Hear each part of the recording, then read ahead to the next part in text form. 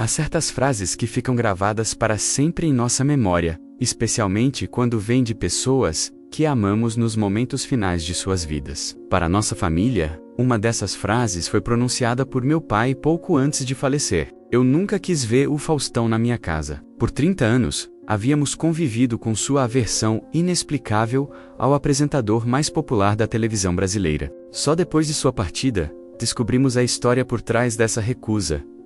Uma narrativa que revelou um lado de meu pai que jamais conhecemos. Meu pai, seu Joaquim, era um homem de princípios rígidos, daqueles que construíram suas convicções na juventude e as mantiveram inabaláveis até o fim da vida. Nascido em 1935, cresceu durante a Era Vargas, viveu a Segunda Guerra Mundial, presenciou a construção de Brasília e acompanhou todas as transformações que moldaram o Brasil moderno. Era um homem que acreditava profundamente na importância da família, do trabalho honesto e dos valores tradicionais durante décadas. Nossa família desenvolveu rituais domingueiros que incluíam o almoço em conjunto e a televisão ligada. Nos programas de auditório que dominavam as tardes de domingo, era uma época em que toda a família brasileira se reunia diante da TV para assistir aos grandes espetáculos televisivos. Mas na nossa casa havia uma regra inflexível. Quando o Domingão do Faustão começava, meu pai imediatamente trocava de canal, ou simplesmente desligava o aparelho. Essa atitude nos intrigava profundamente. Faustão era, afinal, o apresentador mais querido do país, aquele que reunia famílias inteiras diante da televisão todos os domingos. Fausto Corrêa da Silva, conhecido como Faustão, nasceu em 2 de maio de 1950 e tornou-se um dos maiores animadores da história da televisão. Começando sua carreira aos 14 anos, como repórter em uma rádio no interior de São Paulo. Quando questionávamos meu pai sobre sua antipatia pelo apresentador, ele sempre dava respostas evasivas. Dizia que não gostava do estilo, que achava ou programa vulgar, ou simplesmente que preferia outros tipos de entretenimento. Suas explicações nunca nos convenciam completamente, pois percebia-se que havia algo mais profundo por trás daquela aversão, aparentemente irracional. Meu pai trabalhou durante toda a vida como operário, em uma fábrica de autopeças na região do ABC Paulista. Era um homem simples, que o acordava cedo, trabalhava honestamente e voltava para casa todas as noites para jantar com a família. Nunca teve grandes ambições de riqueza ou fama, mas sempre sonhou em proporcionar uma vida melhor para os filhos, garantindo que tivéssemos oportunidades de estudo e crescimento, que ele próprio nunca teve. Durante os anos 80, quando começava sua trajetória televisiva, meu pai estava no auge de sua vida profissional. Havia sido promovido a supervisor na fábrica onde trabalhava, tinha conquistado a confiança dos chefes e ganhava o respeito dos colegas por sua dedicação e competência. Era um período de otimismo em nossa casa, quando finalmente parecia que as dificuldades financeiras estavam sendo superadas. Foi nessa época que aconteceu o episódio que mudaria para sempre a percepção de meu pai sobre Faustão e sobre o mundo da televisão. Era final de 1984. E a fábrica onde meu pai trabalhava havia decidido promover um evento especial para os funcionários e suas famílias. Era uma festa natalina que pretendia fortalecer os laços entre a empresa e os trabalhadores, criando um ambiente de confraternização e celebração. A direção da fábrica havia contratado diversos artistas para animar o evento. Havia músicos locais, um grupo de dança e, como atração principal, Fausto Silva, que na época ainda estava no início de sua carreira televisiva, mas já era conhecido no rádio e começava a ganhar projeção nacional. Era uma grande conquista para uma fábrica do ABC conseguir trazer um apresentador que estava em ascensão no cenário artístico brasileiro. Meu pai estava genuinamente animado com o evento. Há anos não participávamos de uma festa da empresa, e ele via aquilo como uma oportunidade de mostrar para a família o ambiente onde trabalhava, apresentar-nos aos colegas e celebrar um ano de muito trabalho e conquistas pessoais.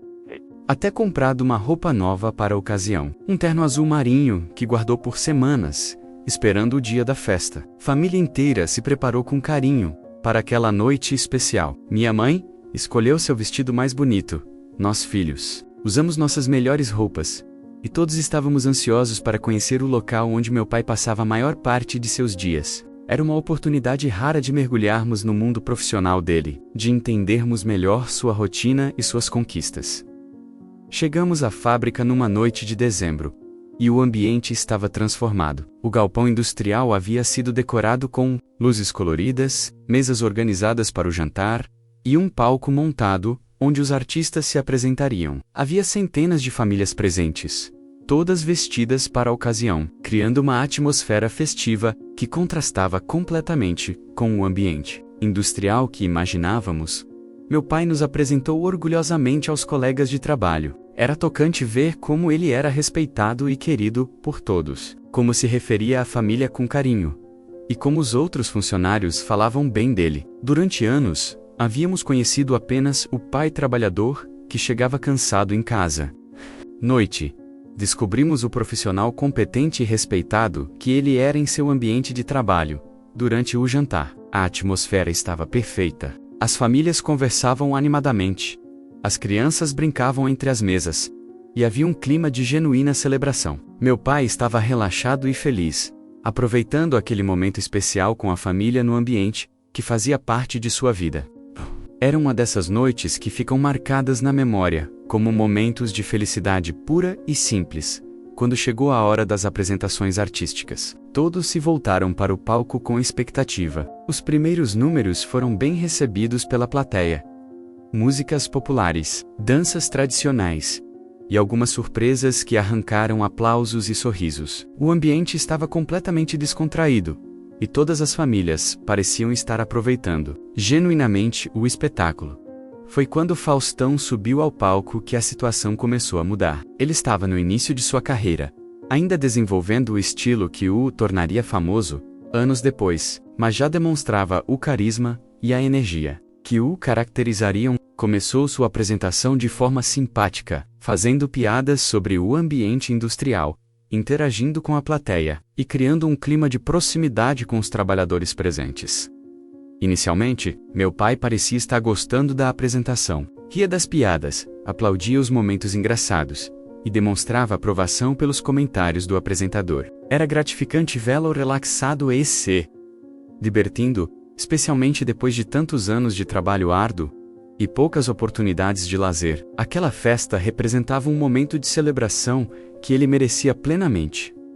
Mas conforme a apresentação avançava, o tom começou a mudar. Faustão, talvez tentando criar maior conexão com a plateia operária, começou a fazer piadas sobre a classe trabalhadora que foram além do aceitável. Não eram comentários maliciosos ou intencionalmente ofensivos, mas revelavam uma percepção estereotipada sobre os operários que soou condescendente e desrespeitosa. O apresentador fez comentários sobre como os trabalhadores gastavam seu dinheiro, sobre seus hábitos de lazer, sobre suas aspirações de vida, sempre de forma aparentemente bem-humorada, mas carregada de preconceitos de classe. Falava como alguém que observava aquela realidade de fora, com uma superioridade disfarçada de simpatia, que não passava despercebida a ouvidos atentos. Meu pai começou a ficar visivelmente desconfortável. Sua expressão mudou.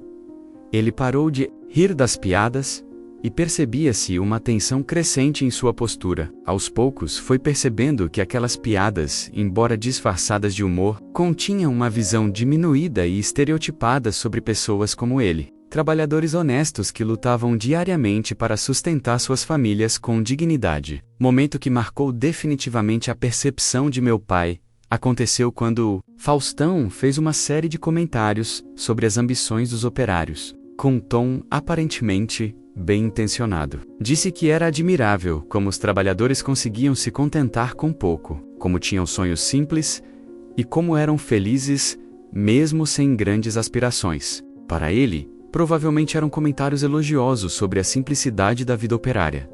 Mas para meu pai, aquelas palavras soaram como uma limitação imposta de fora. Ele não se contentava com pouco por falta de ambição, mas por necessidade. Não tinha sonhos simples por escolha, mas por circunstâncias. E não era feliz apesar de suas condições, mas lutava todos os dias para transformá-las, e dar uma vida melhor para a família. Aqueles comentários revelavam uma total incompreensão sobre a realidade e os sentimentos da classe trabalhadora.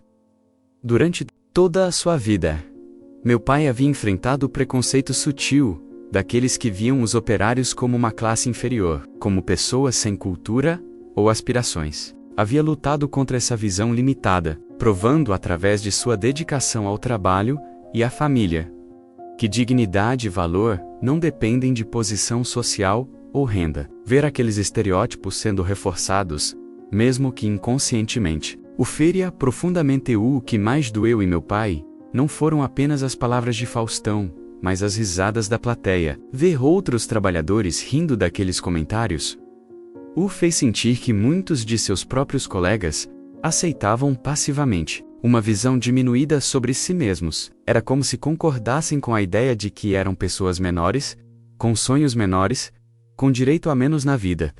Naquela noite, voltamos para casa em silêncio. Meu pai estava visivelmente abatido, mas não explicou imediatamente o motivo de sua mudança de humor. Apenas disse que havia se decepcionado com alguns aspectos da festa, sem entrar em detalhes sobre o que especificamente o havia incomodado. O resto da família percebeu sua tristeza, mas respeitou seu silêncio.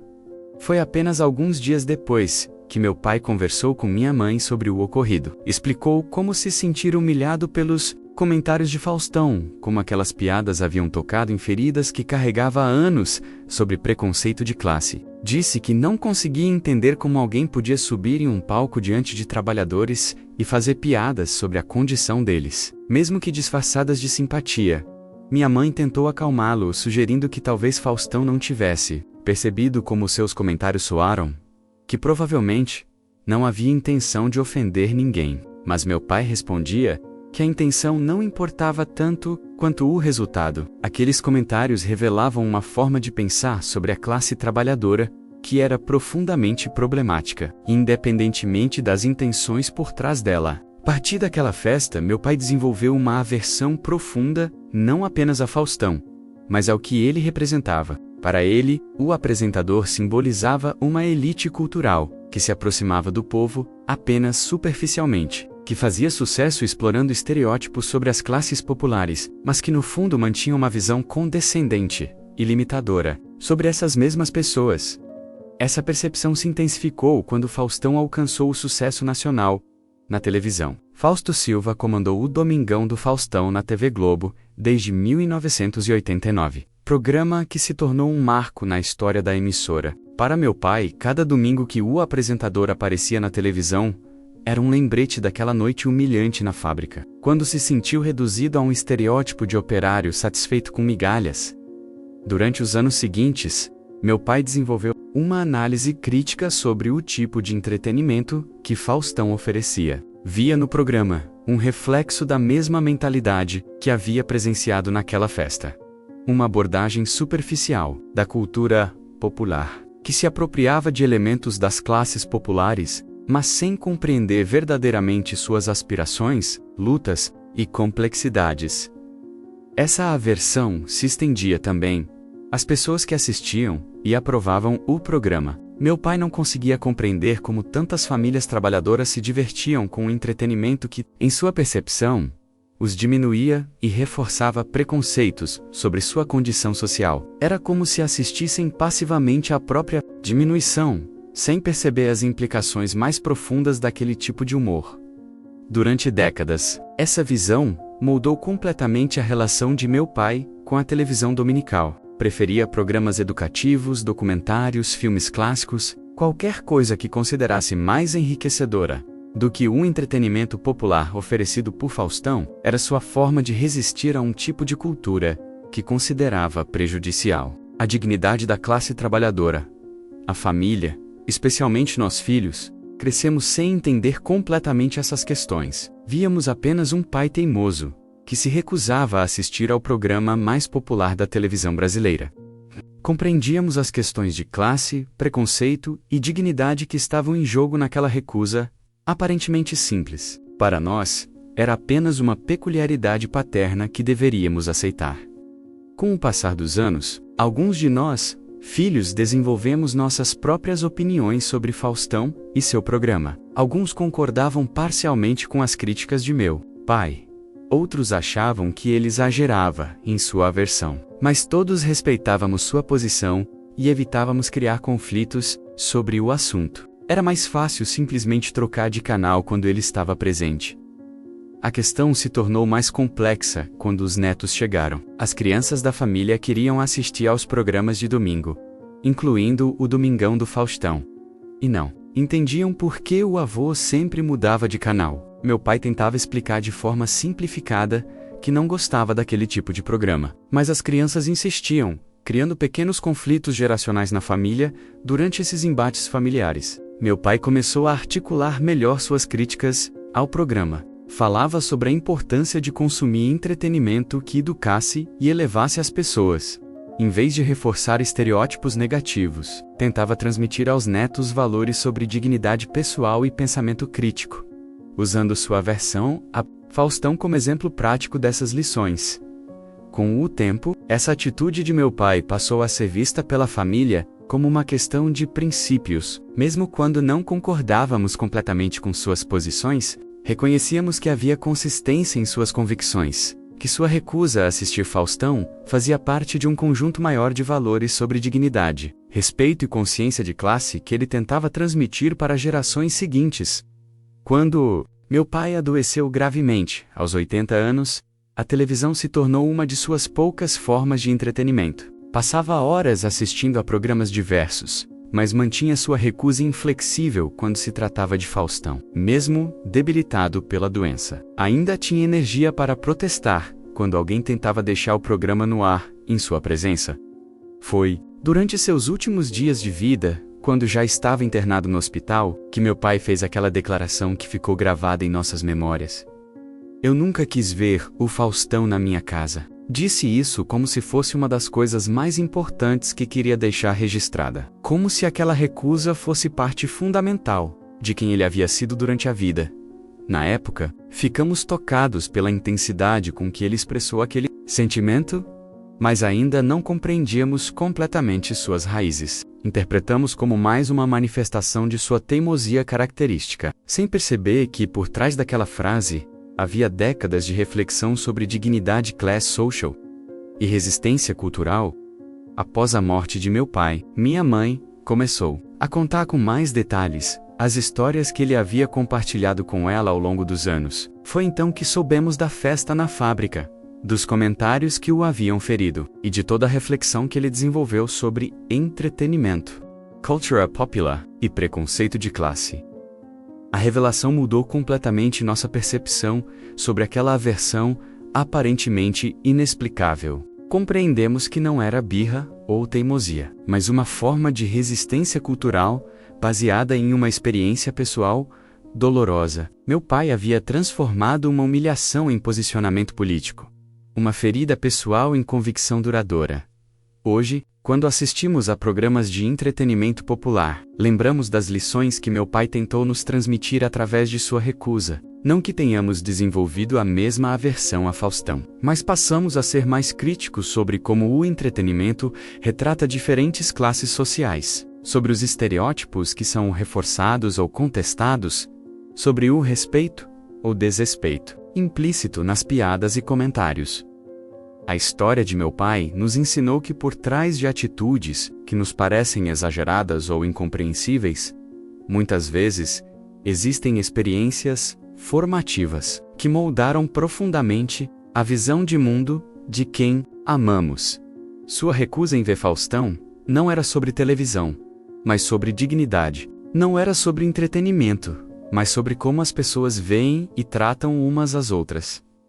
Também aprendemos sobre a importância de manter convicções pessoais mesmo quando elas nos isolam socialmente. Meu pai pagou o preço de ser visto como teimoso ou exagerado pela família, mas manteve-se fiel aos seus princípios até o fim da vida. Era sua forma de honrar a própria experiência e os valores que considerava fundamentais.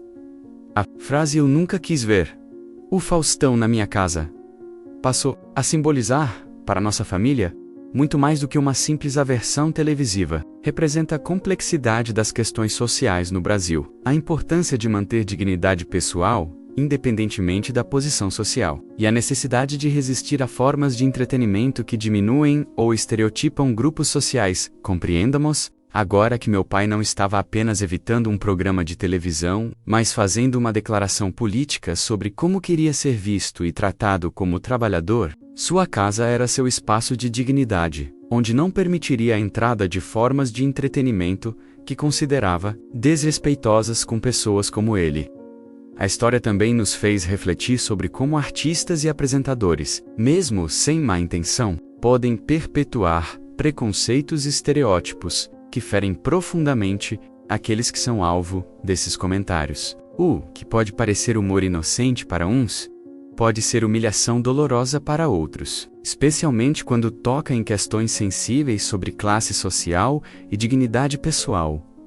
Hoje, respeitamos ainda mais a memória de meu pai e sua recusa inflexível. Entendemos que era sua forma de manter integridade pessoal, de resistir a formas de cultura que considerava prejudiciais, e de transmitir para a família valores sobre respeito e dignidade que considerava fundamentais.